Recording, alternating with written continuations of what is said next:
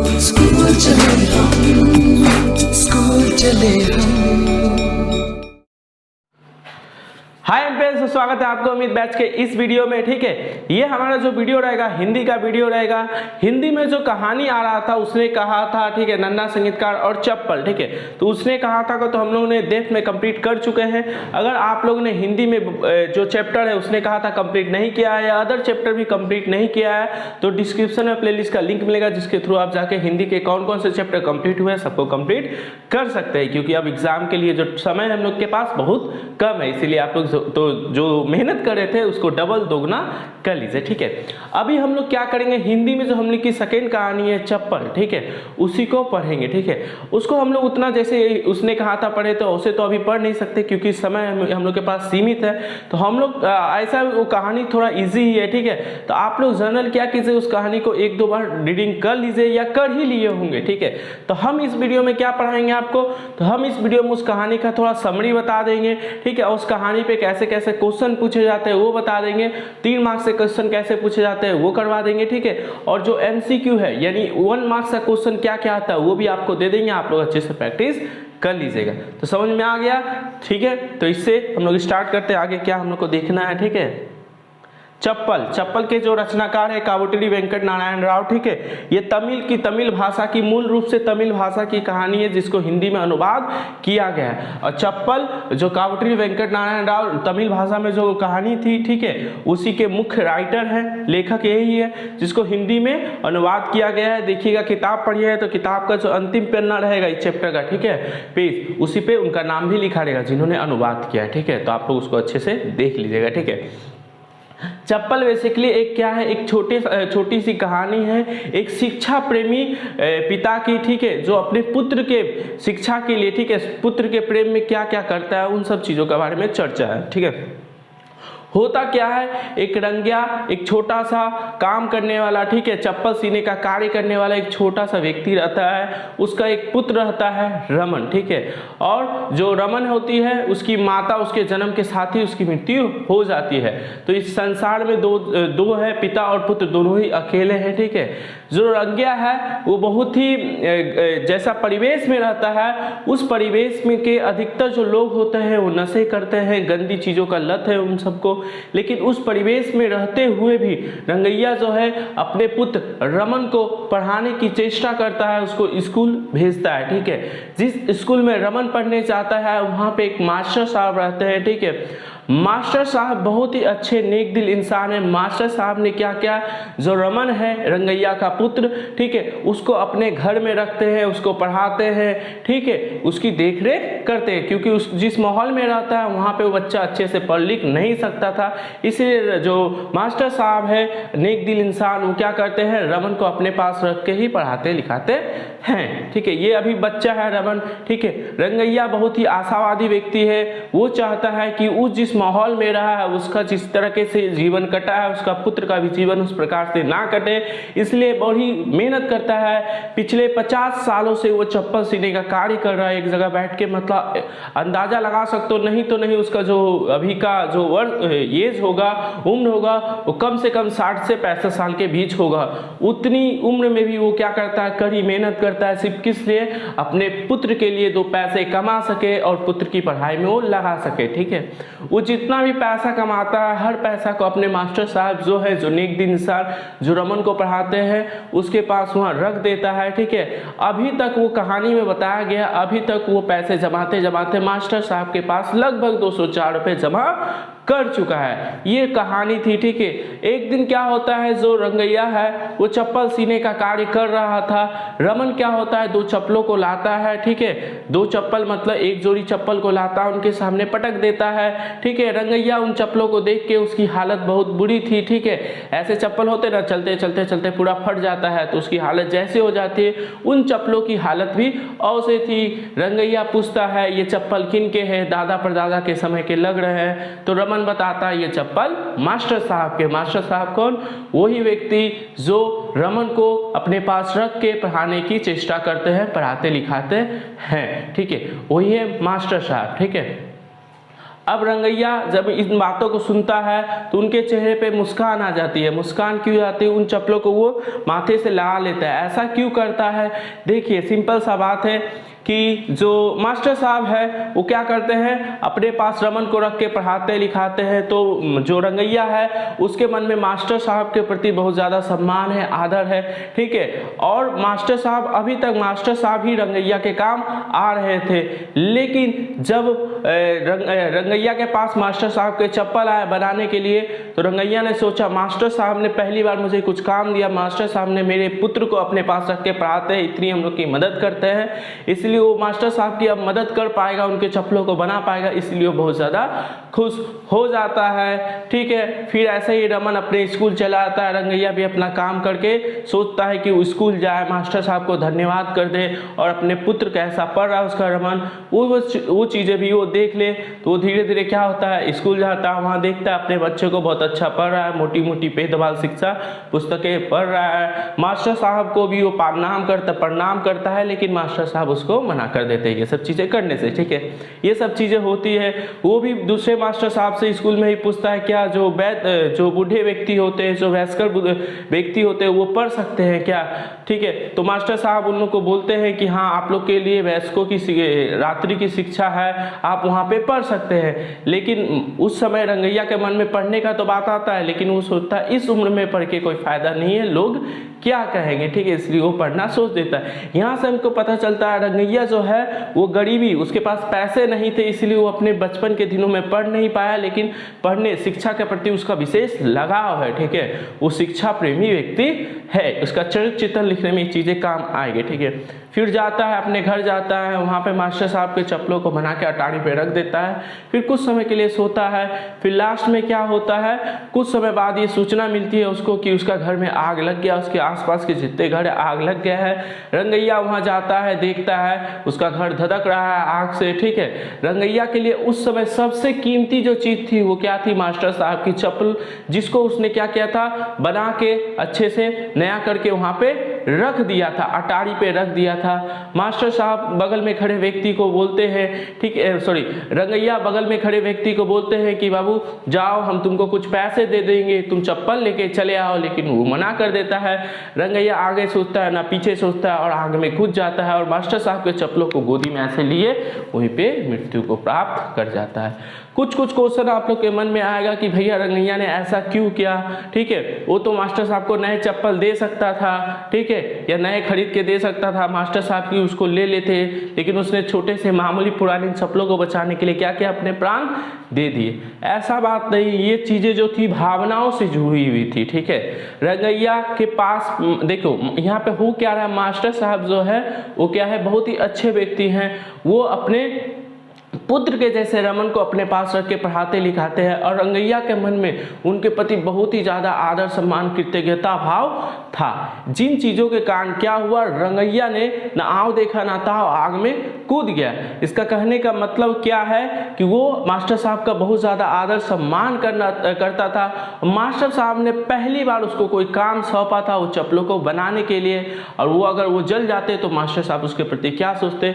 इसी चक्रों में आकर वो क्या हुआ, कूद गया और मास्टर साहब के चप्पलें बचाते बचाते उसके प्राण चल गए। और अंत में ऐसा बोला गया है कि मास्टर जो रंगैया उसके प्राण को निकलते सिर्फ चप्पलों ने देखा, अर्थात चप्पल तो बच गए, चप्पल जो बचाने का कार्य था वो तो बच गए, लेकिन बेचारा हम लोग का जो रंगैया था वो मृत्यु को प्राप्त हुआ, ठीक है। तो इस कहानी से हमें यही शिक्षा मिलती है कि शिक्षा क्या होता है, किस प्रकार एक जो पिता होता है वो अपने पुत्र को पढ़ाने के लिए कितना प्रयत्न करता है। ये सब चीज़ें हम लोग को शिक्षा मिलती है, ठीक है। आप लोग इसको अच्छे से पढ़ लीजिएगा, आप लोग को सब कुछ समझ में आ जाएगा। अब इस पे कैसे कैसे क्वेश्चन आता है उन चीज़ों को हम लोग देखने की कोशिश करते हैं।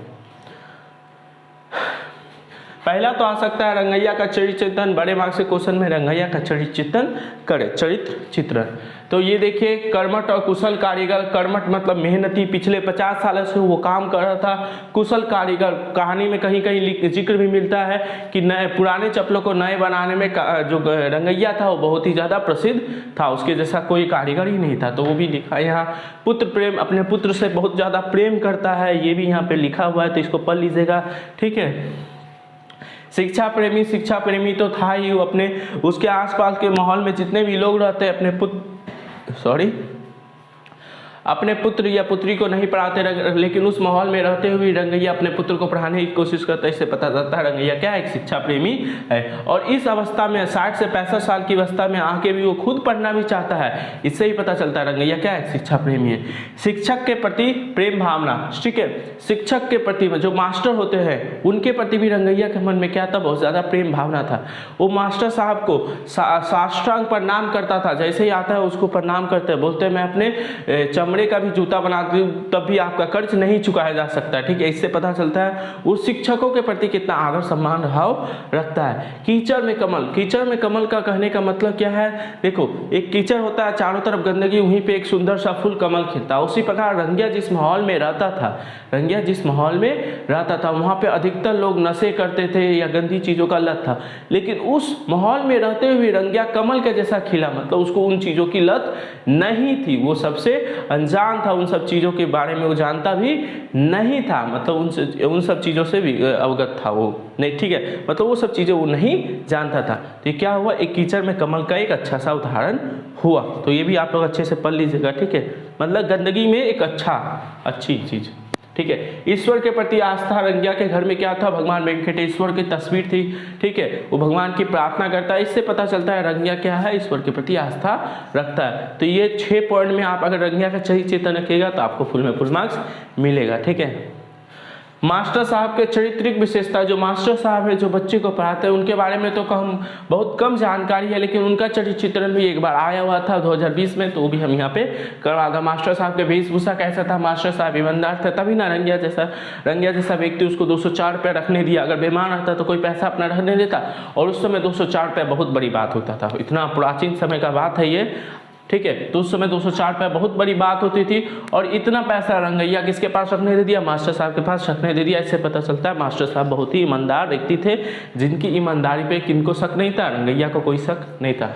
सज्जन व्यक्ति था, किसी और के बच्चे को अपने पास रख के पढ़ा रहे थे, इससे पता चलता है वो बहुत ही सज्जन, मतलब अच्छा व्यक्ति थे।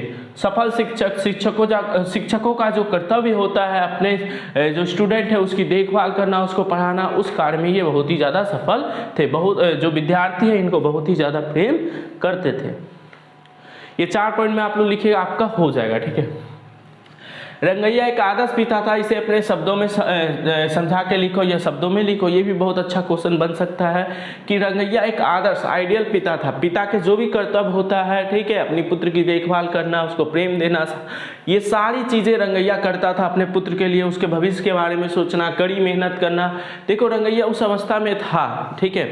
रंगैया जब उसकी रमन की ये जब जन्म हुआ तो उसकी पत्नी यानी जो रमन की माता है वो मर गई, ठीक है। अगर रंगैया चाहता तो वहाँ पे दूसरी शादी कर लेता, ठीक है, अपने बच्चे के देखभाल के लिए, लेकिन हो सके उसने सोचा कि दूसरी माँ जो आएगी सौतेली माँ वो रमन को दुख देगा, इसलिए वो शादी भी नहीं किया।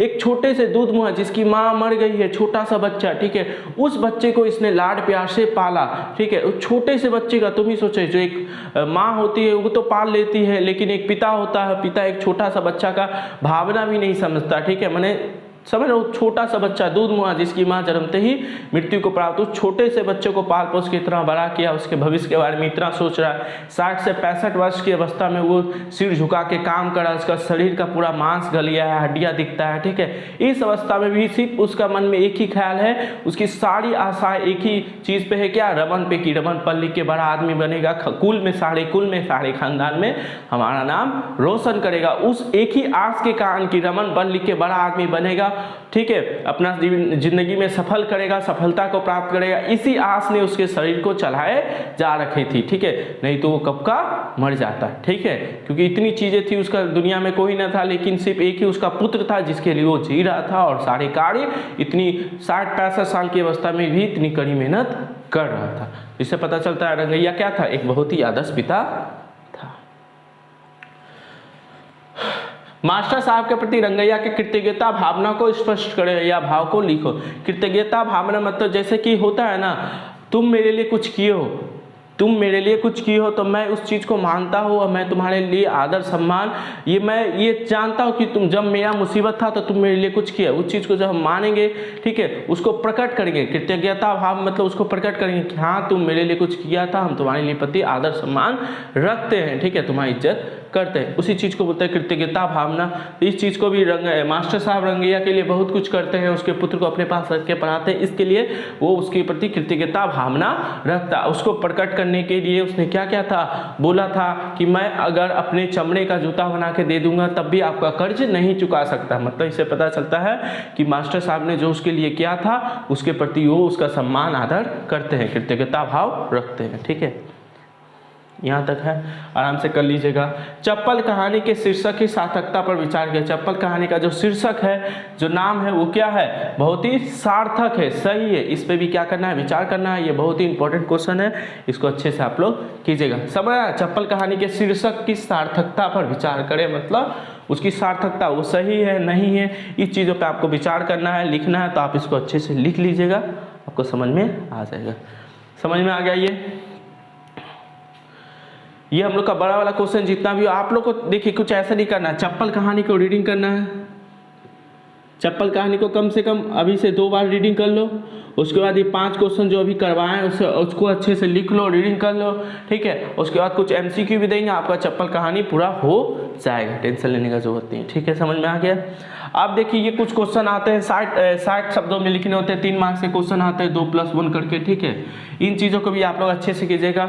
1+2 करके 1 मार्क्स ये रहेगा, 2 मार्क्स ये रहेगा, टोटल मिला के 60 शब्दों के अंदर ही लिखना पड़ेगा, ठीक है। और ये आपको उसने कहा था, हमें लिखना सिखाया है। सिर झुकाकर चप्पल सीने के बजाय उसे किसी दुनिया से कोई वास्ता नहीं था। यह अंश किस कहानी से लिया गया है? तो ये अंश किस कहानी से लिया गया है?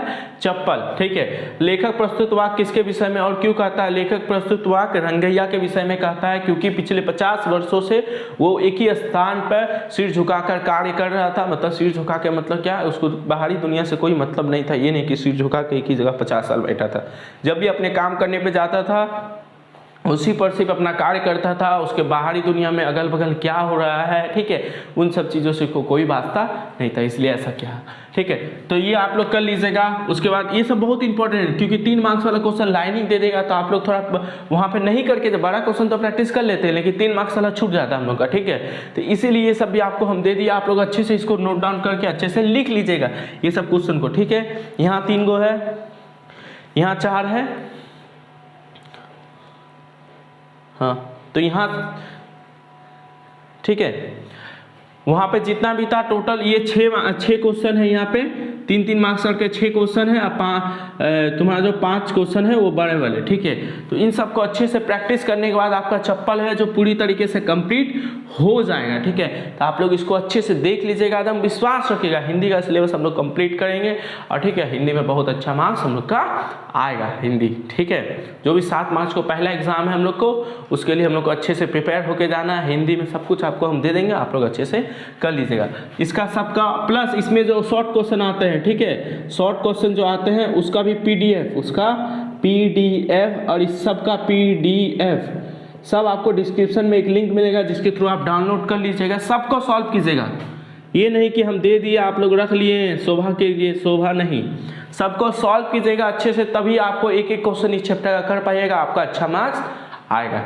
इसी आस उम्मीद के साथ कि आप लोग जितना हम आपको दिए हैं वो सब चीज़ों का आप कर लीजिएगा। इसी आस उम्मीद के साथ ये वीडियो को हम यहीं पे ख़त्म करते हैं। अब इसके आगे आपका काम है, तो आप जल्दी से उसको कंप्लीट कर लीजिए। समझ में आ गया?